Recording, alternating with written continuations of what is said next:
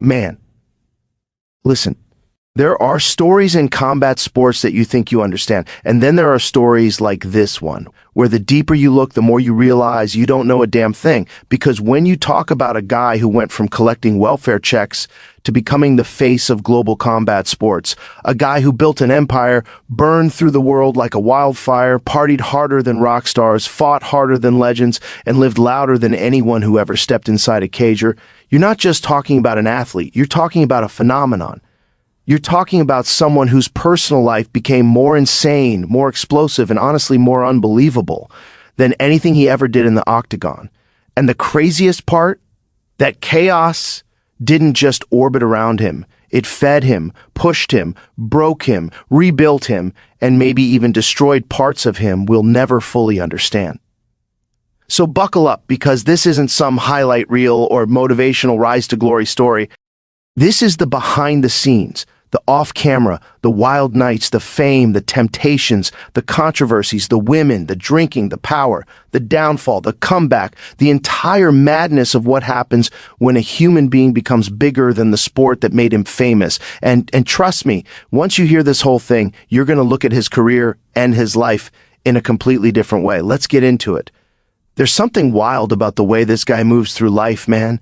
It's like he just chase the American dream. He grabbed it by the throat and screamed into its face. You look at the way he dresses, the way he walks, the way he talks, and you realize this isn't just some fighter. This is a dude who built a kingdom out of pure audacity. The custom suits, the $1,000,000 watches, the Lamborghinis, the yachts, the private jets. It's almost surreal. He didn't just make money. He turned wealth into a performance art. Most fighters save their paychecks, stay low-key, keep it humble. But this guy treated every victory like another crown on his head. And here's the crazy part. He wasn't born into any of it. No silver spoons, no rich family, no shortcuts. Just a plumber's apprentice from Dublin who somehow forced the entire world to watch him evolve into this billionaire energy character. And love him or hate him, you can't deny it. He understood the power of spectacle better than anybody. Because fame wasn't something that happened to him. Fame was something he engineered, piece by piece, outfit by outfit, soundbite by soundbite, until he was the most talked about athlete on the planet. And the excess? Oh, it's real. When you get that kind of money that fast, life becomes this blur of parties, penthouses, red carpets, very important person sections, the kind of access normal people can't even imagine. It's a lifestyle that feeds off attention, off noise, off the chaos of being larger than life. But here's where things get really interesting. Once you build a persona that loud, once you step into that king of the world spotlight, everything else around you starts to shift, including the people, the nights out, the drinking, the celebrations that never end, and that whole new identity that comes with owning your own whiskey brand. Because that's when the line between the fighter and the superstar starts to blur, and the lifestyle becomes its own beast, pulling you deeper into a world most athletes can't survive for long. It's crazy because once he stepped into that world of fame and money, everything started shifting gears. Suddenly, it wasn't just the fighting that defined him, it was the nightlife, the energy, the chaos that comes when you mix global superstardom with a guy who already has that wild, electric personality. And when he launched that whiskey brand, man, that was the real turning point. Proper Number 12 wasn't just a business move, it became a whole era of his life. You'd see him everywhere, bars, clubs, private events, the cameras flashing, crowds screaming, and he's walking in like the mayor of every room. There's this raw, unfiltered vibe around him. Like he's living life at a pace most human beings couldn't mentally or physically keep up with. And the drinking? Look, when you own a whiskey company and you're the most charismatic fighter on the planet, it becomes this giant feedback loop. People want to party with you, brands want photos with you, fans want you to take shots with them, and after a while that lifestyle becomes its own machine. One night turns into another, celebrations turn into headlines, and every time he steps out, it becomes content for the world to dissect. It's almost like he embraced this larger-than-life character, leaned into it, and let it take the wheel for a while. And that's the thing about fame mixed with alcohol. It doesn't just amplify your highs, it magnifies your chaos. The stories, the bar incidents, the late-night drama, the energy that spills outside the cage, it all becomes part of the mythology. And once that whirlwind starts spinning, it naturally bleeds into the next layer of his life. The attention, the rumors, the women, the celebrity chaos that follows someone living at that intensity. Because in that world, every night out becomes a headline and every interaction becomes a story waiting to explode. It gets even wilder when you look at the kind of attention that started orbiting around him once he hit that peak of fame. Because suddenly he wasn't just a fighter anymore, he was this global celebrity magnet. Everywhere he went, the cameras followed, the phones came out, and the energy in the room shifted like gravity just changed. And with that level of spotlight, the whole world starts projecting things onto you. The rumors, the speculation, the whispers about who's around you, who wants a picture, who wants a moment, who wants to be part of the story. That's the thing people don't understand. When you become that famous, you don't chase chaos. Chaos chases you. You step into a hotel lobby and suddenly you're surrounded by fans, influencers, women trying to get a selfie, paparazzi waiting for any tiny spark to turn into a headline. And it creates this whole ecosystem around you, this cloud of attention that never really turns off. And the crazy part is how fast that lifestyle multiplies. One viral moment leads to another, one rumor fuels the next, and suddenly you're living in this environment where every interaction, especially with women, especially in nightlife settings, gets twisted, stretched, exaggerated, turned into stories the internet will chew on for months. Whether it's truth or speculation almost doesn't matter anymore. It becomes part of the mythology, part of the personality the world thinks it knows. And that constant pressure, that constant noise, it starts feeding into the bigger machine, the fame, the ego, the partying, the brand deals, the headlines, and eventually the feuds and public incidents. Because once you're living inside that nonstop celebrity cyclone, it doesn't just affect your image. It starts bleeding into your behavior, your decisions, and the way your entire career unfolds. And that's when the next layer of his life comes into play.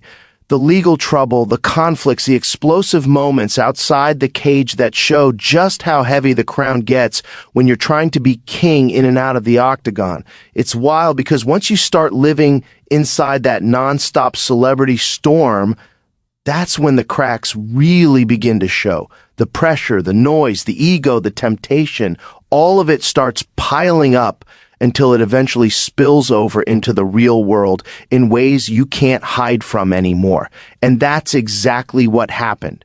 You started seeing him pop up in headlines that had nothing to do with fighting, the legal run-ins, the court appearances, the outbursts in public, the feuds that went from playful trash talk to something way more heated. And some of those moments were huge, man. The Dolly incident, the phone smashing stuff, the bar altercations.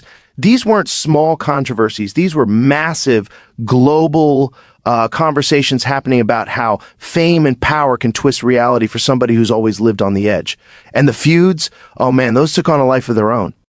These weren't just two fighters talking smack anymore. These were full-blown wars played out on social media, in interviews, at press conferences, where you could feel the tension vibrating in the air. That hyper-confident, hyper-aggressive persona that made him a star inside the cage became a double-edged sword outside of it. Because when you combine that intensity with unlimited access, unlimited money, and a world constantly trying to provoke you, you get moments that explode into the public eye, whether you want them to or not. But what's fascinating is how all of that, the controversies, the altercations, the drama, it didn't happen in isolation. It tied directly into the next chapter of his life. Because once those storms start hitting over and over again, once the lifestyle and the spotlight start colliding with the legal world and the public world, there's always this bigger question lurking in the background. How does all of this affect the fighter, the discipline, the hunger, the thing that got him here in the first place? And that's where everything shifts. Because the next piece of his story isn't just about chaos. It's about what happens when the fame gets louder than the fight game. It's crazy because this is the part nobody wants to talk about, but everyone feels it. Fame and discipline don't live in the same house. One of them wants silence, routine, early mornings, late nights in the gym, all that grind-heavy, boring as hell consistency. The other one wants noise, bright lights, crowds screaming your name, parties, cameras, people pulling you in every direction. And at some point, those two start wrestling each other harder than any opponent ever could. And that's exactly what happened. You could literally see the shift. Early on, he was obsessed, laser focused. Everything was about fighting, studying opponents, sharpening weapons, crafting that left hand into a heat-seeking missile. But once the fame hit that nuclear level, it was like the center of gravity moved.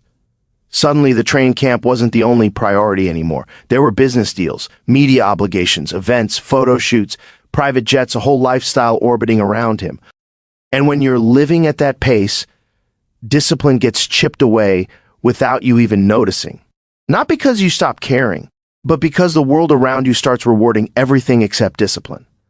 And that's where the fighting career starts to bend. You can't pour from the same well if your life is operating at 200 miles an hour. Recovery suffers, focus slips, the hunger dulls.